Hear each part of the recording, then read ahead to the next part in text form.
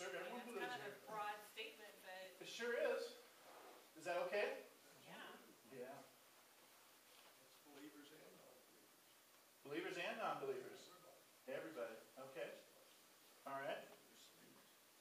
I put someone needs us. Someone needs us. Oh, wow. Write that down. Did you write that? Came right there. Wow. I also wanted to kind of piggyback off what Carrie was saying. I think the church is important for Lutherans to gather because we need to continue studying and be confident in what we believe in our doctrine. We joined here just recently, and I've only been to 2 churches in my life. 20 years the one I grew up with my parents, and the next 20 years with my spouse in Austin. So it's very scary looking for a new church, and it was very different. Yeah. All the LCMS churches were very different. And but ultimately we picked to come here because it is similar to what we're used to, but most importantly it's because of the doctrine that we believe and that we share together, and that's what's most important to me. That's foundational, isn't it? It is. Yeah. So I think it's important that we have that, but then we don't just, what we're doing here today is we're confident to go out to the community, do everything that we need to do. We're confident in what we believe. Because back in Austin, there was all these churches that, these Bible churches, and I'm not saying they did things wrong, and they were growing by leaps and bounds. They were going out and doing great things for the community, and they would, I had all my friends telling me about it. You should come and join them. Yeah. I couldn't always get into what they believed with them, but they didn't have that foundation. It was all about doing works. And Yeah. I just don't want my mouth to translate that to someone out here in the lake that that's how to get into heaven. Yeah. I don't. The basic, our faith and our teaching is so basic. It's too simple. It's grace. When folks come in asking for help, they got these whole great big stories lined up for me, right? I mean, they're rehearsed. This is probably church number 4 or 5. And they know what they're going to say. And I sit them down and talk with them, and I say, whether I give them a gift card or whatever to help them through their situation.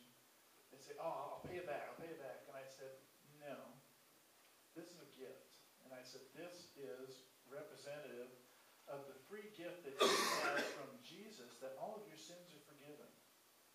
I said, oh, I haven't been a very good person. I said, neither have I. You're forgiven. Believe in that. And half the time, tears come rolling. And the other person starts crying too. Big blubbering guys. Tough as nails, Some of them even admit, yeah, I did time. But I'm out now, and I'm on the straight and narrow, and I got my stuff pulled together. Usually more colorful language than that. And then you get to the grace thing, and they just melt. There's so much brokenness out there, so much pain and suffering. And we have the antidote for it.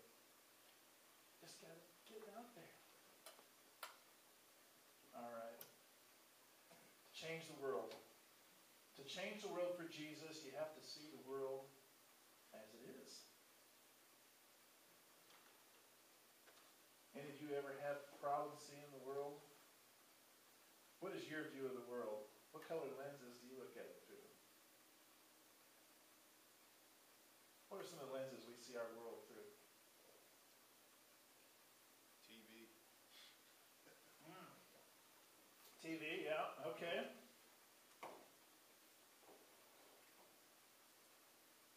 What else? How about a local community here? Turn on the news, what do you see?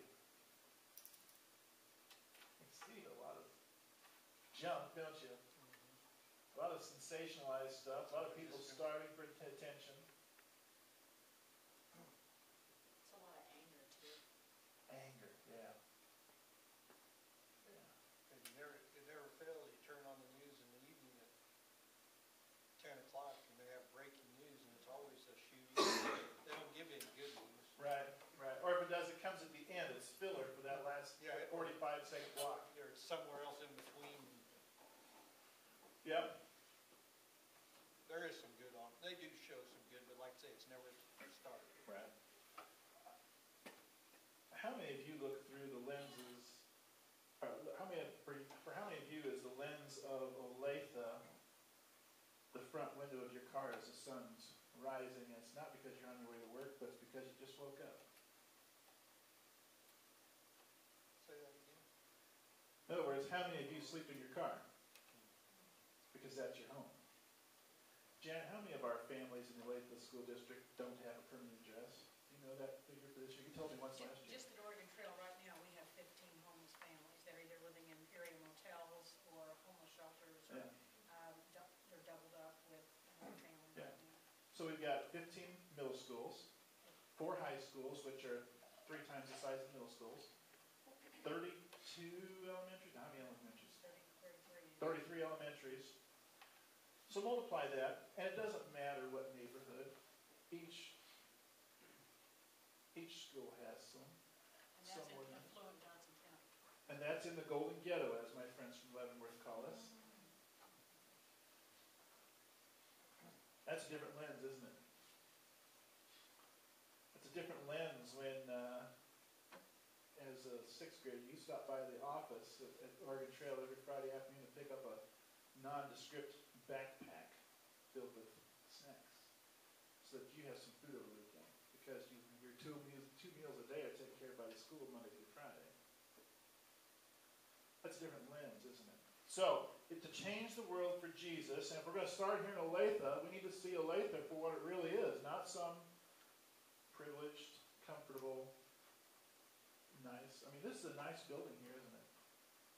I get complimented over and over and over by visitors about how beautiful this church is. It's not a cathedral by any means. We got cracks in the walls. The floor is gaping open here. The sons of Korah are going to fall into there one of these days. It's the splitting of the Red Sea. Right. 35. You know the story of the sons of Korah, right? Those were the priests who didn't follow Aaron. And so God said, have them line up. So Moses said, line up, sons of Korah. Bam! The earth split and they all fell in and the earth closed up on them.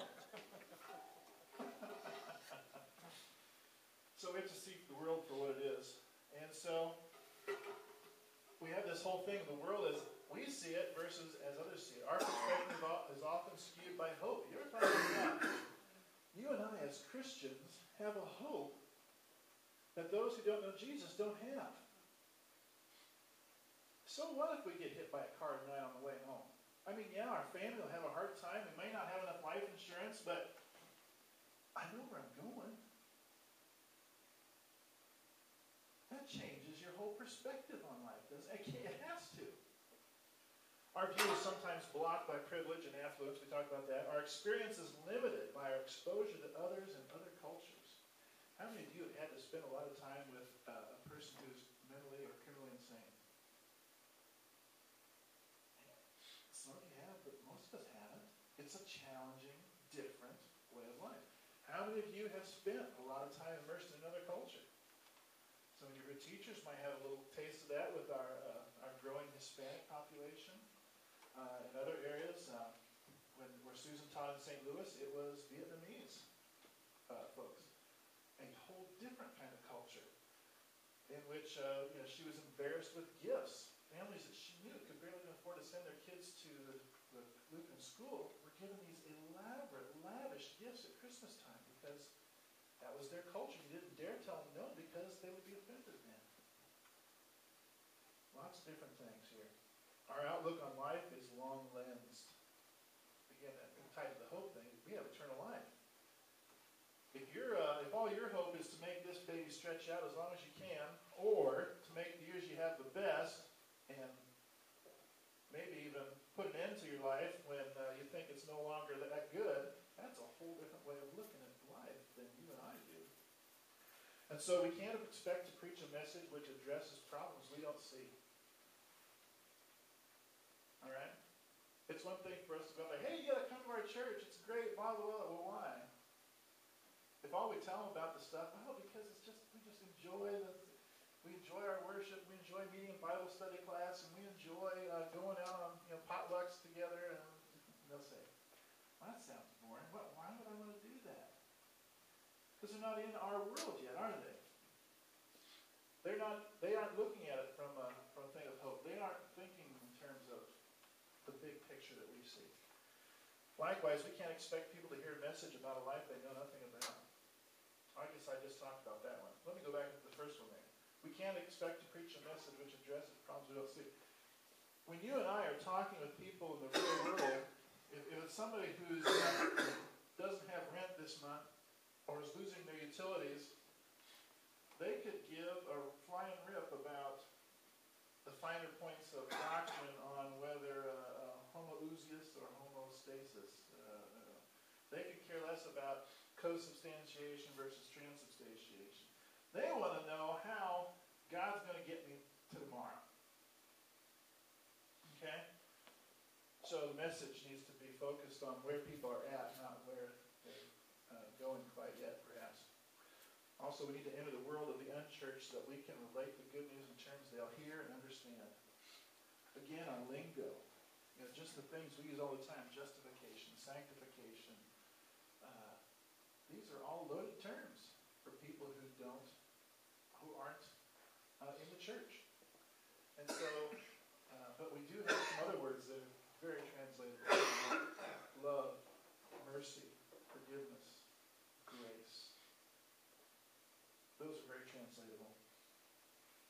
So, we are doing great on time. How do we see the world then? Well, the plan that is laid out, which seems to work pretty well, is to do it in two parts. Ask others to tell us about it, but then also to study it for ourselves. And so when we ask others about it, that means we have to talk to people.